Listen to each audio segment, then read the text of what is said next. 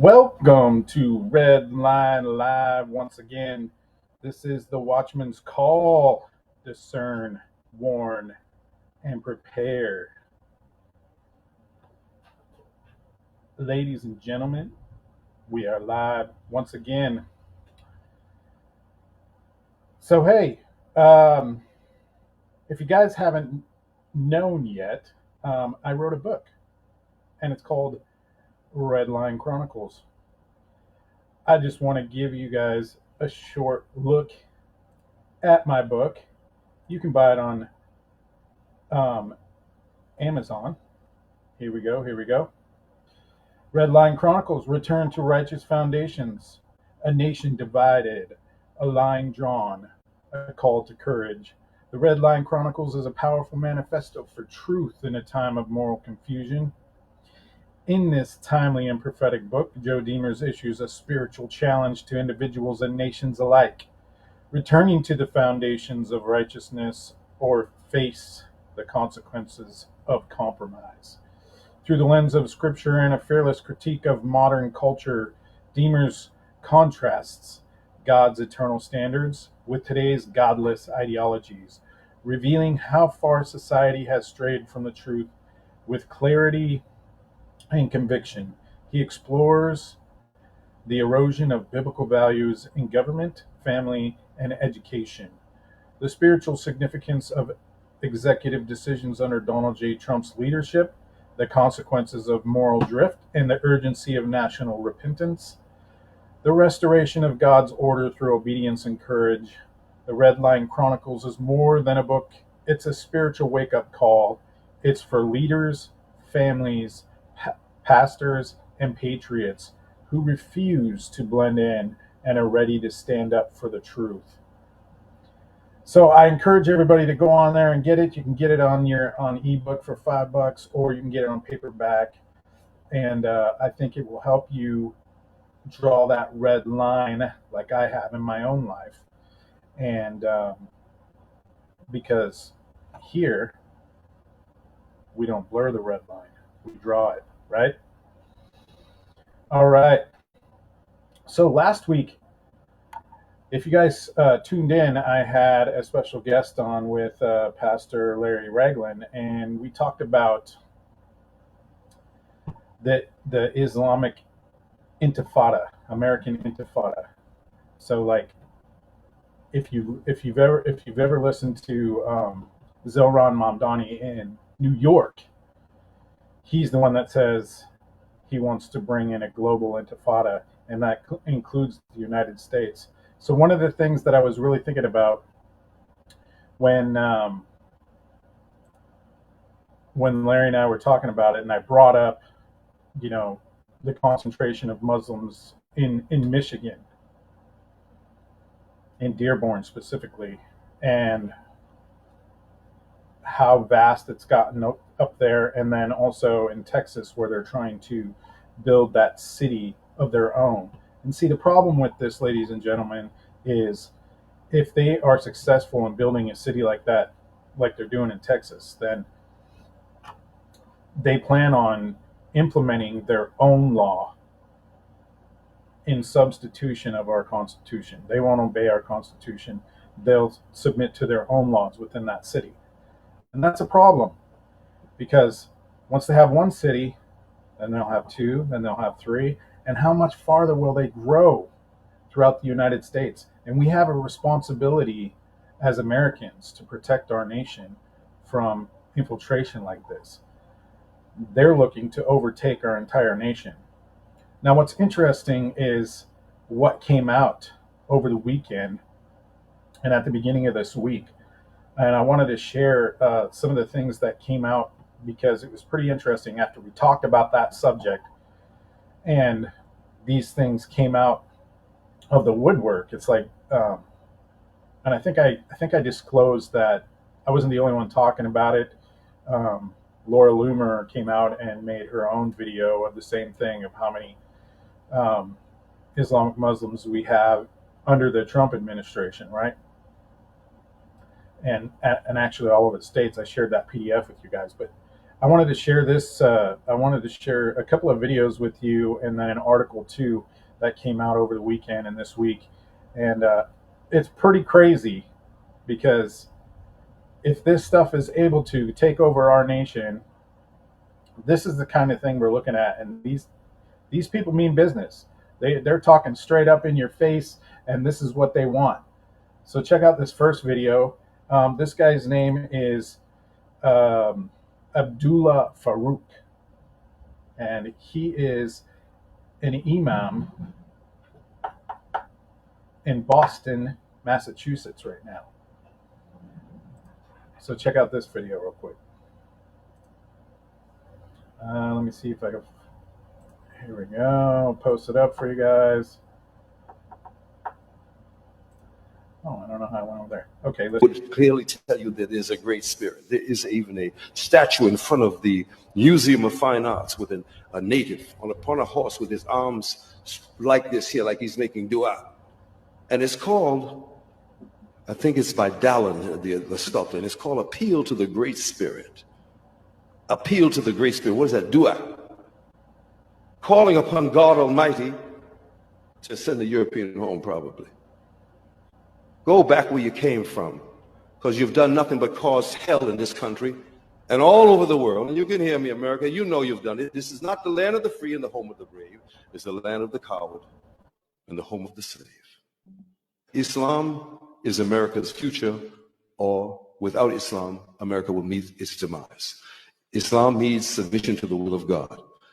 This is one nation under God. I believe that even if you lied, and even if you lied about this, we hold these truths to be self-evident, that all men are created equal, and you never believed that, and you didn't consider your fellow men as being your equal or fair, you're a bunch of cowards because you don't want to get on the basketball court with us because we'll whip you. You don't want to let us on the baseball field because we'll whip you. You don't want to let us on the boardrooms because we'll whip you, or at least give you a run for your money. You're outnumbered and you're afraid that even your women might love some of the people who say that they're Muslim or people of color.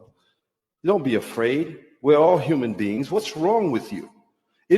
I'm asking you, you sick Americans, what is wrong with you? Not all of America. There are plenty of white people who are just as good as any other person. Wonderful people. There are many Asians, wonderful. There's even some of you black people and brown people. Some of you are wonderful. And wonderful is what we aspire to be. And how do you become wonderful? Submit to the will of God, or this country will fail. The world will fail if you keep on marginalizing and hurting the little people who are looking just for a chance for life. Stop alienating and be Muslim. I advise you, America, be Muslim. Open the doors of this nation. And even you people who say that you are Muslim, be Muslim. Submit to the will of God. This is the answer. Wow. So the arrogance there, right? Like, how in the world does this guy think he's going to just take over this country? And we didn't mean it when we said those things in our Constitution. What is going on? Like, we need to stand up, people. This is getting super serious, and I, for one, don't like it. I want to be able to stand up and tell these people no.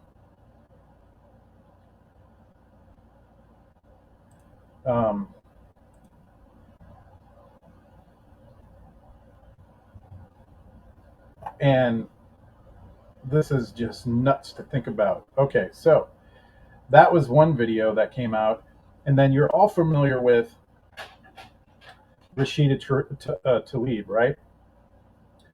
And so over the weekend, she came out and she had this video where she said something similar, but much more grotesque, to the fact that they're not going to go anywhere. And I apologize in advance. There's some cuss words in this video, but I think you all need to see this, and because they're getting aggressive, and this is, I think it's not going away. This is exactly what they want to do. They want to infiltrate our country, and they want to do it by taking over our government. Because as soon as they have enough control in our government, their plan is to implement their Sharia law.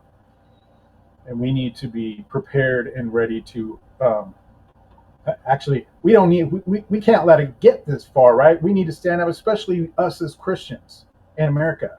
We need to stand up and we need to run for office. This is what I was saying to Pastor. Like, it's our responsibility. Benjamin Franklin said something very popular back in his day. Or maybe it wasn't Benjamin Franklin, it was one of the presidents, but they said it's a republic if you can keep it, right? So we got to keep it. I like the nation I grew up in, and everything is flipping on its head right now. So I wanted to share this video with you too. Listen to what she has to say. It's pretty grotesque, like I said. Check it out. Every genocide enabler, look at this rooms, motherfuckers. We ain't going anywhere.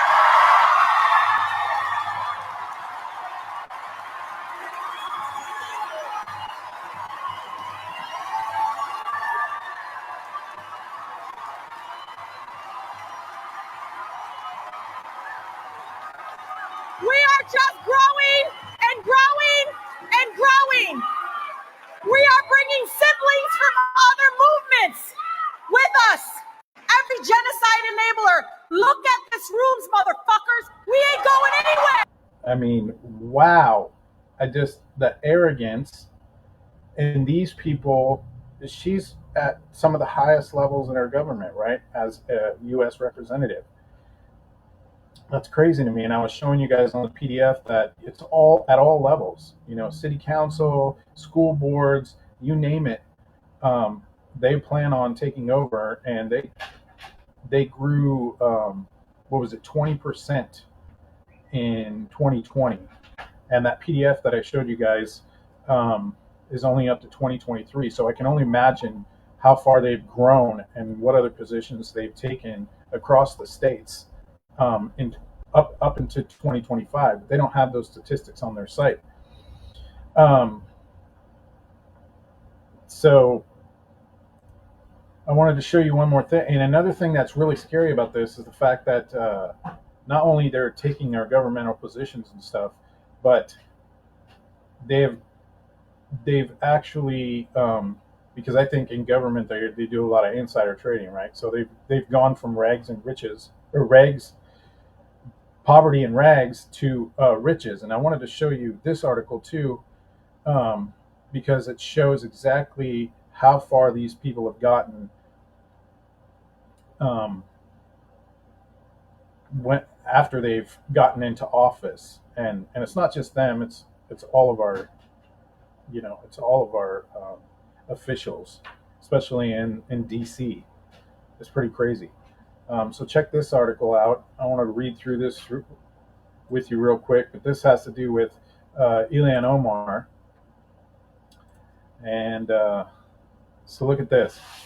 Minnesota Democrat Representative Ilhan Omar told the press months ago that it was right-wing misinformation to classify her as a millionaire.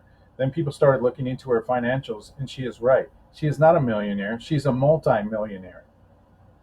Omar, who makes a salary of less than $200,000 a year, and this is, I think a U.S. congressman makes like $140,000 if I'm not mistaken, but less than $200,000, and that's across the board, right? Is suddenly somehow worth upwards of $30 million. How can this be? Also, isn't Omar part of the down with the rich crowd that embraces the politics of Bernie Sanders? Ilhan Omar said it's categorically false to call her a millionaire. Her net worth just reached up to $30 million, an increase of at least 3,500% in 1 year, people. Representing Ilhan Omar's personal fortune exploded to upwards of $30 million in 2024. The Minnesota Democrat disclosed just months after telling the press it is ridiculous and categorically false to say she is worth millions of dollars. Omar reported in her latest financial disclosure that she and her husband, former political consultant Tim Minette, accumulated a net worth at the end of 2024 ranging from at least $6 million to $30 million. Their wealth is derived almost entirely from the value of Minette's ownership stake in his two companies that, together with were worth no more than $51,000 at the end of 2023. The exact value of Omar's personal fortune at the end of 2024 is unclear. Lawmakers disclose the value of their holdings and debts in ranges. Still, The figures in Omar's latest disclosure show that her and her husband's net worth skyrocketed by at least 3,500% in just 1 year. Omar's extraordinary accumulation of wealth in 2024 could raise uncomfortable questions for the Minnesota Democrat, who in February told Business Insider that she has been the subject of a coordinated right-wing disinformation campaign that falsely claims she's worth millions of dollars. How is this even mathematically possible? So, ladies and gentlemen, like, that's just, I'm trying to just do a quick recap here of last week's show. And this is just the stuff that came out after we had talked about it, right? And I'm telling you, the Holy Spirit told me to look into this stuff, and that's why I did it and pulled out that PDF for you guys. But now this stuff came out, and they're being arrogant, they're being aggressive, saying that they're not going anywhere. That guy said he's going to take over America, or the Islam is, right? So I think this is something we really need to think about, and I believe that America's revival starts at the red line, because we need to draw that line as Christians and say no. I believe our nation was founded on a Judeo-Christian history, right? And there's no way we're going to stop these guys unless we stand up and do something about it, like run for office. All right, so with that said, I wanted to talk today about, just like my thumbnail said, is your kid ready? And in the description, I brought up this article here that the FBI put out about how much crime is happening in our schools. So check this out. The FBI released a new report August 12th on crime in schools, and it's a wake-up call that no parent can afford to ignore. Between 2020 and 2024, law enforcement agencies reportedly nearly 1.3 million criminal incidents occurring on school property across the United States. This staggering figure includes about 540,000 assaults and 45,000 sex offenses. Crimes that directly victimize the children in places that are supposed to be safe havens for learning. The kicker is that this figure is almost certainly an undercount. In 2024, only about 9,000 law enforcement agencies submitted data to the FBI for the report, even though there are roughly 18,000 of these agencies nationwide. That underreporting means we're only getting a partial picture that likely misses hundreds of thousands of more incidents from excluded jurisdictions. The real number of crimes in America's school is undoubtedly much higher, painting an even grimmer portrait of the system. Kids shouldn't be trapped in dangerous schools. Every day, children are exposed to violence, abuse, and chaos in these government-run institutions. Assaults make up the bulk of these crimes, turning hallways in classrooms into battlegrounds. And the sex offenses are a chilling reminder that predators lurk where we might least expect them, right? Parents send their kids to schools expecting education, not endangerment. Yet the FBI data shows that that's exactly what's happening. President Donald Trump's Department of Education recently released guidance instructing states to provide school choice options to students stuck in persistently dangerous schools.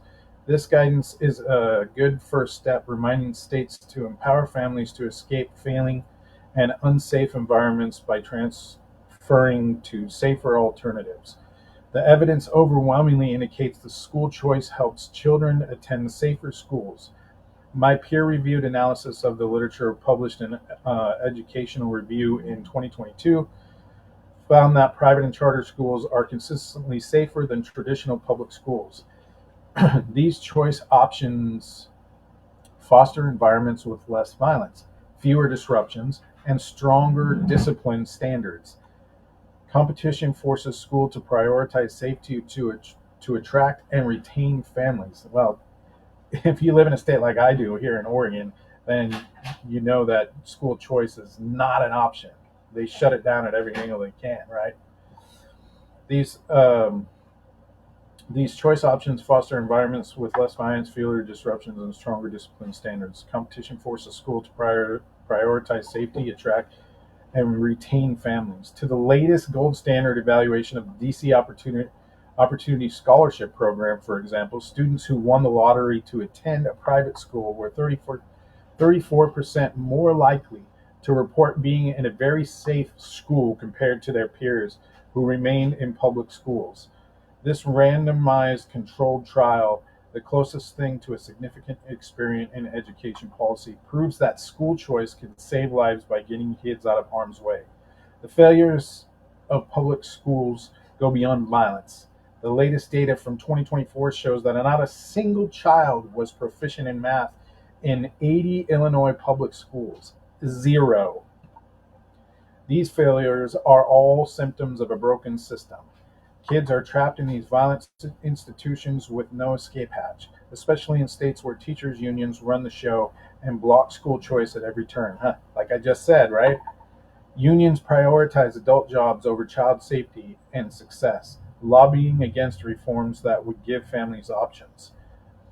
The sexual abuse epidemic in public schools is particularly horrifying.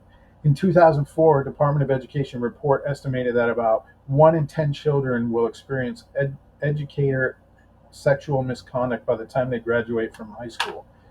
That's millions of kids subjected to abuse by the very adults entrusted with their care.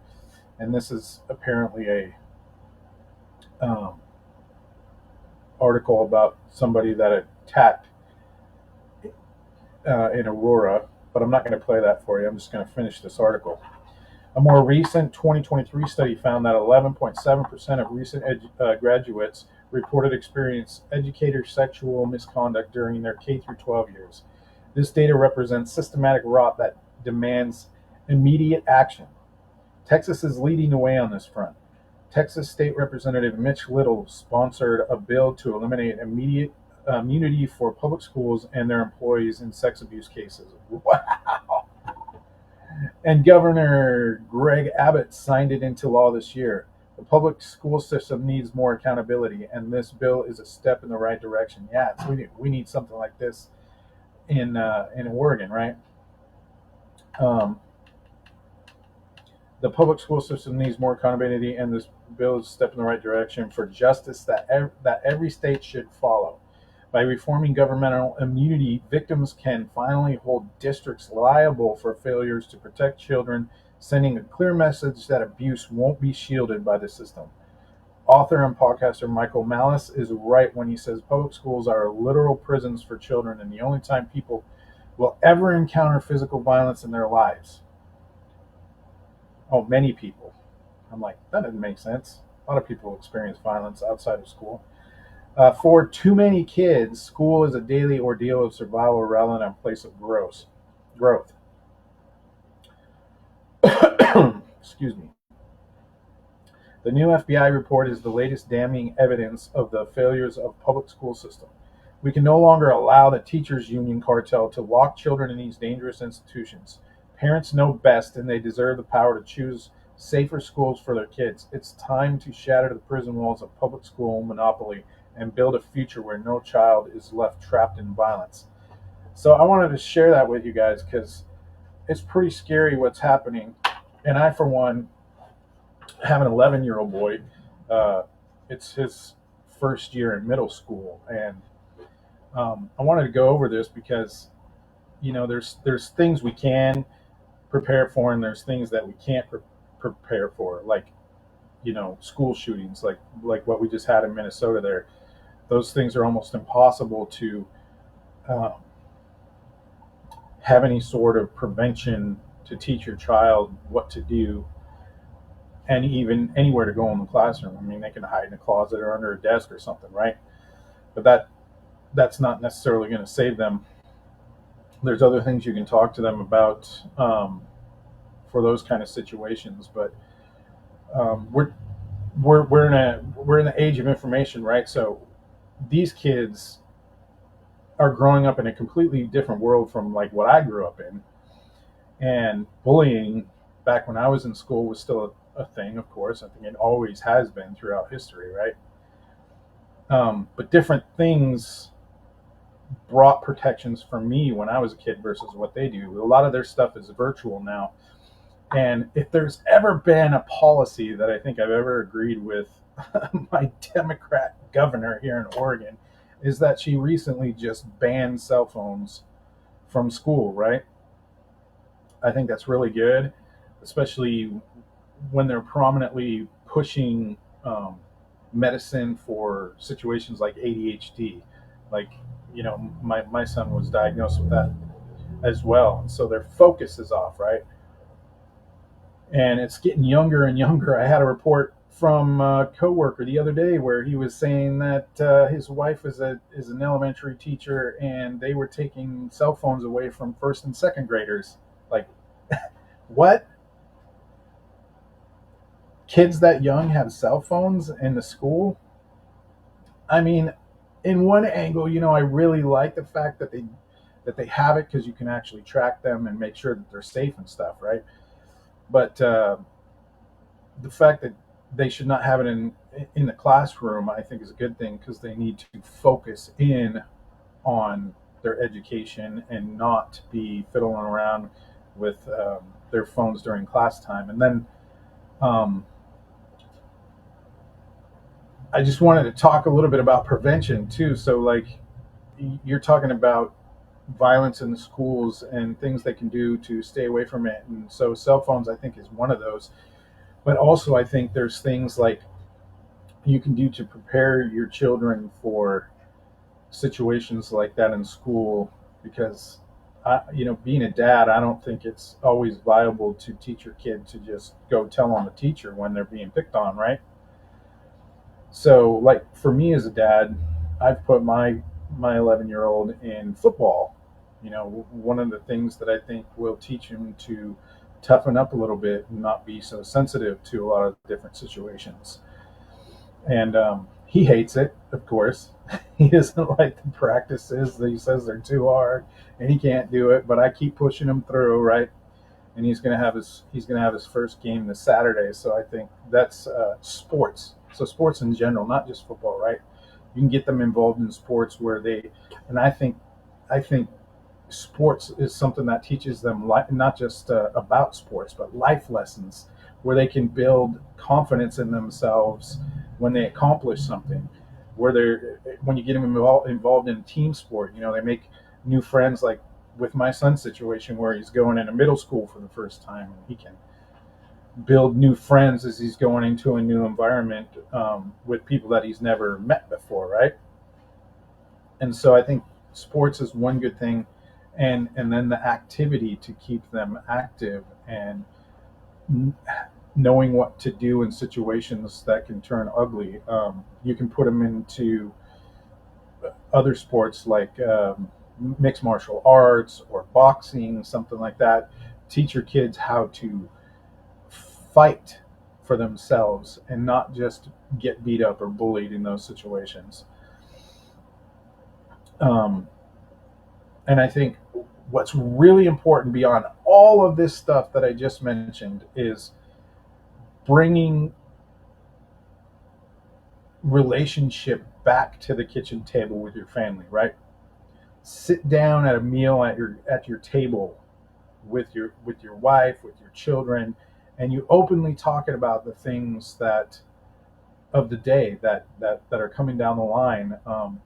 For instance, like I had a big conversation with my son, and I brought up the DEA's website, and I was showing him how prominent drugs are in school, especially starting in middle school, and it gets way worse in high school. So I think with the threat of fentanyl out there, and I know the president is working to stop drug trafficking here in the United States, but these are things that's really important to talk with your kids about, because there's so many different scenarios, like with candy and coffee and all these other things that they can actually mix fentanyl in that could potentially kill your kids. So you gotta you got to be able to sit down at the table and talk with your family about these things, make them aware so that they can make the right decisions and not get into those situations. And I think it's really important to talk about those things with your family for prevention. Because these kids, especially when they're as young as my son, they don't know what they're going into. They don't know what to expect. And you being a parent have been through situations like that, maybe not to the extreme that it is these days, but if you're paying attention, you can really know and understand in your community and in your state what serious situations are actually going on. But to that effect, I also wanted to bring up these other videos that, if you guys have heard of Patrick Bet-David, he did a sit down with a bunch of college kids and debated with them, right? And I just want you guys to take a look at this because, and I know these are college students, but one of the things that really threw me off when, I went in for parent-teacher conferences last year and the year before in elementary school for my son, one of the things that really bothered me was the fact that they did not have social studies as part of their curriculum. I was informed, however, my son's been in school for 2 or 3 days now. I was, however, informed that middle school has social studies, so that made me happy because I think one of the things we really need to be teaching our kids in this day and age, and if you don't have the original books of things that we read when we were kids, like Lord of the Rings or the real story of Christopher Columbus, right? Instead of this whole nonsense that they're spewing these days with Project, 1619 or something. They're saying that America was actually formed racist and all of this stuff, and teach them the original situations with all of those through history that show the good and the bad, not just the bad, right? There's not everything about our nation is bad, not everything about our nation is good, but it's something that I feel that we should be sitting down at the table and teaching our kids. So one of the things I started doing was getting those original books and putting them in the library so that I could sit down and read those with them, because our public schools, especially right now in this era, they're not teaching those kind of things, right? They're not reading those books anymore. A lot of these states have actually banned them, all the way down to Dr. Seuss, for goodness sakes. You can't even read that in public schools anymore. It's ridiculous.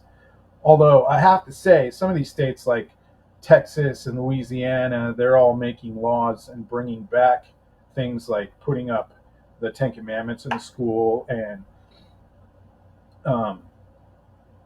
what else was it? Bringing the Bible back and prayer back into the schools, and they're making it law. So that's pretty awesome. Those are counter actions in red states that we really need for the states these days. But these videos here that I'm about to show you, these just reflect how bad it's gotten. And I think this is mostly going to affect the millennials and Generation Z, right? I think Generation Alpha is starting to come back around, and they're seeing all of the bad things that are happening and they're rejecting them. Eventually, that's what happens in society, right? So there's hope for Generation Alpha, I think, and maybe even some of Generation Z, I hear, are coming to Christ in droves and turning their lives over to Jesus to have better lives. But I just wanted you to hear some of these videos that Patrick Bet-David posted up on his X, on the interviews that he had with these college kids, because I think it's really going to appall you, the kind of things that they're learning. And I'm sure that you've seen other videos similar to this, because I know Charlie Kirk does stuff like that too, and he goes to colleges regularly. But just the things that they say here in these videos are like mind-blowing. And there's one video in particular that I'm going to talk about here after we view a couple of these, because it's something that's affected me in my own life with my son, that I think is something else that we need to bring on the table too. But check this video out, and then we'll move on to the next one here. I like to be free, but that's why I'm anti-capitalist. Well, maybe you are that is why I'm anti-capitalist, because capitalism removes that choice. There is no real incentive of capitalism because the incentive is survival. When you get into communism, the incentive is for the common good. I love that. I got an offer for you before we move on. If I were to give you your $2,350, which is the cost to renunciate your citizenship, and I paid you your first class, flight to whatever communist country, and $20,000 to spend Name me the a money, communist country. would you give up your citizenship to go to that country? Whichever communist country you want to go to. Yeah, Cuba, we can give you Venezuela, we give you North Korea, any one of those you want to go to. Communist countries. Choose any one of them. I'll give you a one-way ticket, and I'll fund it for you if you want to. I like to be free, but that's why I'm anti. Wow. So she was talking there and saying that capitalism is survivalist. What? Wow. This is what I'm talking about. Instead of teaching them that earning your own way and paying for it is a good thing, they think that it's a survivalist tactic, because making money is a bad thing. Wow, that just blows my mind when I hear that kind of stuff, because it's like they really don't understand that our nation is the greatest nation of all nations on the entire earth, right? We have the largest gross domestic product of any nation. We've created the most wealth. We have the most millionaires, the most billionaires, and of course, those on the left, they don't like millionaires and billionaires, even though those spouting it in Congress are the ones that they're becoming millionaires themselves, right? So it doesn't really make a whole lot of sense. But when you don't have the rich to be charitable and bring business, so you can have industry, so you can have jobs, and other families can build their own lives, what do you have? You have nothing. You have what these guys want to build, which is you will own nothing and you will be happy about it, right? WEF. Bullcrap. All right, here's another video. We'll just pop this back up again. I changed. So can you. Look at the way you're absolutely. speaking to me. You can change. You can work hard, but do you know you're not. somebody like you? Do you know somebody like you that speaks this eloquently? If somebody gets a hold of you in real estate, insurance, finance, you can learn how to sell, and you can make some real good money. Somebody But like you that I'm not watching. everybody's born with those abilities. You have to be brother. like somebody who's white, tall, 6'4", whatever. They're I'm much Middle more Eastern. I'm from Iran. Do you But think realize a about lot of somebody stuff who's that not goes born- against me? Oh, so now making money is subject to just being white, tall, and 6'4"? That's news to me. I make pretty good money. I'm only 5'10". Okay, but many people have no choice to But that's physically an alter. excuse language to be No, making. no. That's I changed. So can you. Look at the way you're speaking absolutely. to me. You can Do you know change. Okay, that was a real short one, but you get the gist of it. So like these college students, they can't even have confidence in themselves to work for themselves and make a living, right? You know, and in one aspect, you think about these kids, because I have a 24-year-old, 25-year-old daughter, and I really feel bad because they really can't make enough money with the housing market these days to actually buy a place for themselves and live the American dream by owning their own property, right? I really don't understand how we got here. It's pretty frustrating. All right, here's another one that I wanted to show real quick. And then we're going to get to the one that I was talking to you about that has really hit me personally. And we'll talk about that here in a second. So check this one out. When we talk about the rich people at the top, okay, and you say, well, the rich don't pay enough taxes. You know what the bottom 50% of taxpayers in America pay towards the revenue that the government gets in taxes? Do you know what the bottom 50% pays? Tell me. 2% of taxes. Do you know what the top 1% pays?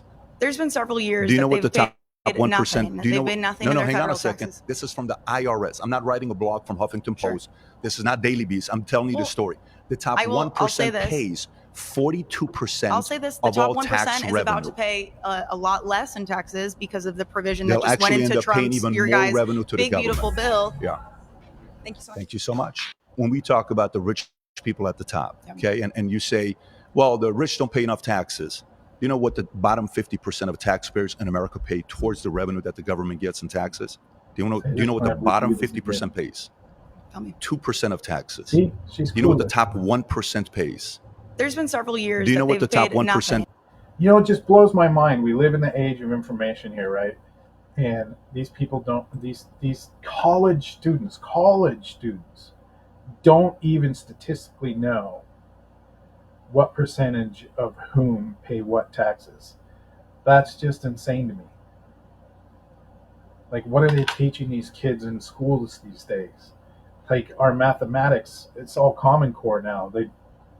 That's so frustrating. It's not what we learned when I was growing up. So, this video here, that was something I had to do. really hit home for me because, and I think this is something we really need to go to the table with our kids and talk about, because I, for one, want my son, and I know most parents want their kids to grow up as full capable adults and make a life for themselves and do things greater than what I did, right?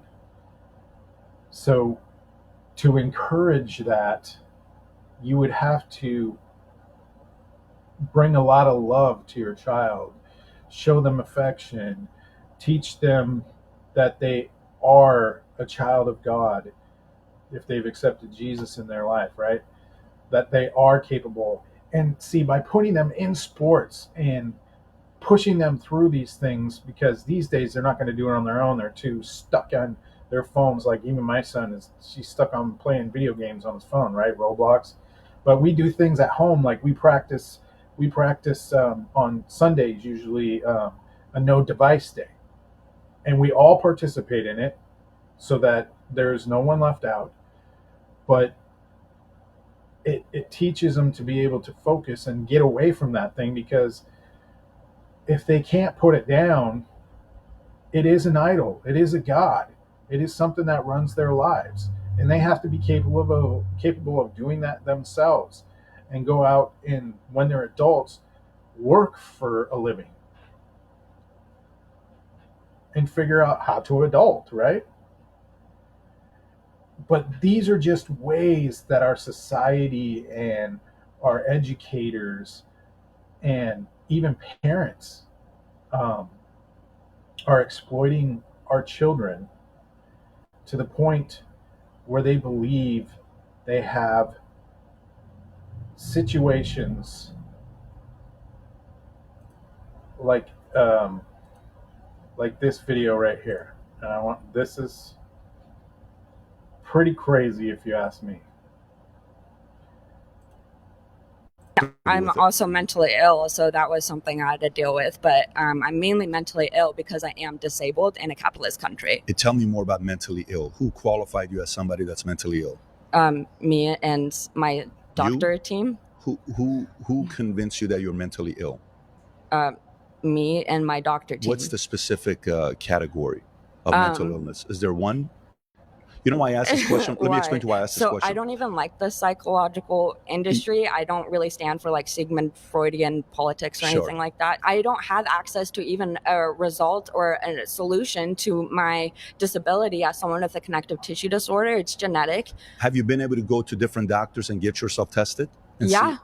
You have? Yes. And in California? Yes, but not And who enough. paid I can't for it? find a specialist. You can't find I a can't specialist. find a specialist Is there for who anyone I in am. your life that's I willing to can't pay find for the anyone. specialist?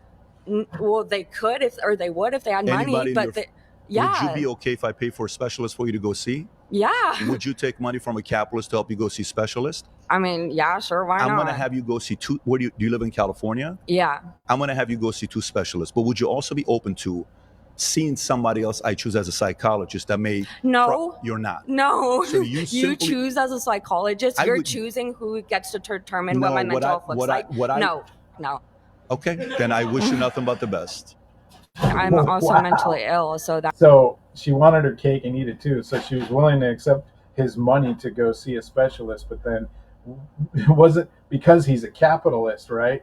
And he's a conservative. Oh, we can't take a suggestion for a psychologist to help you out. Oh my gosh. But what's sad here to me is what she brought up there. The reason she has this mental illness is she's been convinced now that, and there are situations with this that are extreme that do cause a disability, but the thing she mentioned was her connective tissue disorder. Okay,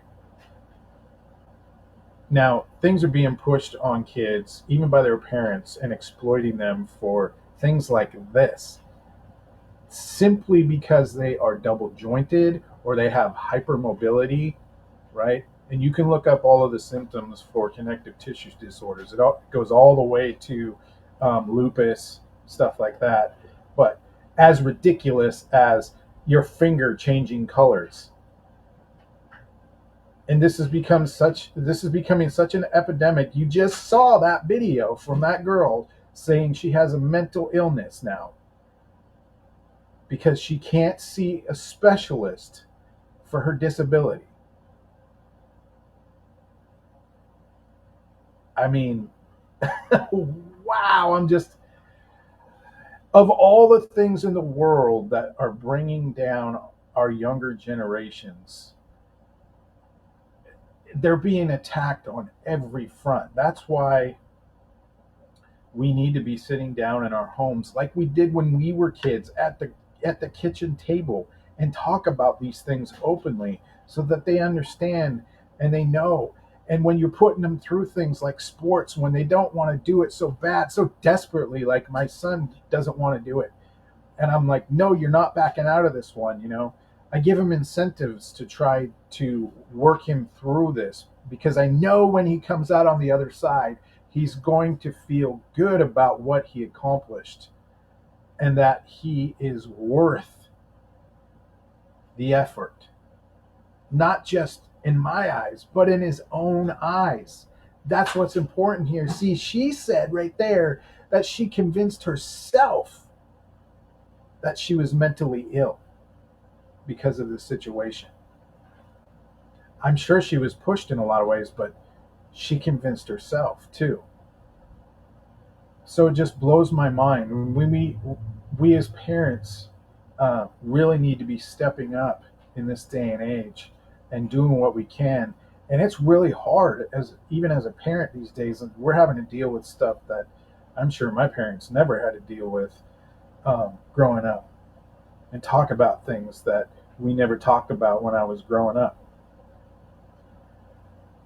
But I just wanted to come at you guys today and share these things. They really concern me as a parent. And I just wanted to share some of the things that I'm doing in my own family and teaching my own kids so that they can feel better about themselves and grow up and be real adults in this nation. Because if they have to deal what's going to roll over from these college kids, because these are our next leaders, people. These are our next leaders. and we're going to be, we're going to be old people and not be able to fill in on an official capacity like these millennials and these Gen Zs are going to be doing. I mean, my girlfriend is a manager at an allergy clinic, and just the stories I hear about the millennials she has on her employee staff, the things that they do to get out of doing work, to get out of seeing patients and not even completing their job because they're entitled. It seems to me like I don't even know how their business stays running. It's crazy to hear about these kind of stories. And if our nation is going to survive and be successful in the future, we're already 2 generations removed from this, from what reality is supposed to be, right? That's why we need to sit down in our houses like we used to and teach our kids these things. Anyways, that's all I have for you guys today. I hope that you like and share the video, and I wanted to announce that I'm getting ready to launch Redline Ministries, and if you'd like to team up with me, I have put my Cash App in the description. That's all I have for right now, but we're getting ready to launch the website, so we'll have our partner page up there and our donation page up there, so you can contribute to grow that into a real effectiveness for the future. So I'd appreciate if you would partner with us there. So it's time to draw the red line in your life, the red line in your mind, and the red line against this world system. I appreciate you joining me today. I'll see you next Thursday. All right. Check you later.